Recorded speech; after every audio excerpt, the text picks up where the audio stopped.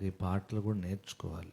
ఎంతగా నేర్చుకోవాలంటే రేపు ఈ బైబిల్, ఈ పాటల పుస్తకం మనకు అందుబాటులో లేకుండా పోయినా నీ మనస్సులో పాటల పుస్తకం బైబిల్ ముద్రించబడిపోవాలి. అంతగా మనం నేర్చుకోవాలి. నేను చాలా పాటలు చూడకుండానే పాడతా. ఆరాధనలో అసలు కళ్ళు తెరవకూడదు, పాటల పుస్తకం చూడకూడదు. మన ఏకాగ్రత డీవియేట్ అవుతుంది. కొంతమంది ఆరాధనలో కూడా పాస్టర్ గారు కళ్ళు మూసుకొని ఆరాధన నడిపిస్తే వీళ్ళు పుస్తకం చూసుకుని ఆరాధన, అది పాడడం అంటారు, ఆరాధన అనరు. మీరు అలా పుస్తకం చూస్తూ ఉంటే ఇక దేవునితో మమేకం ఏమవుతారు? ఆ ఏకాగ్రత ఏముంటుంది?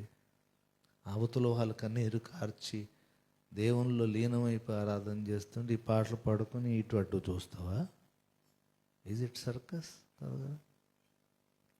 అందుకే అభిషేకం రాదు చాలామందికి. అభిషేకం రావాలంటే ఆరాధనలో కళ్ళు మూసుకొని దేవుని వైపు చూడాలి.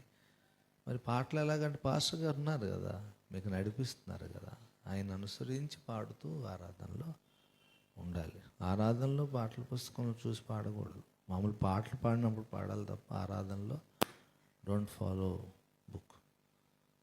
అందరికీ చెప్తున్నా.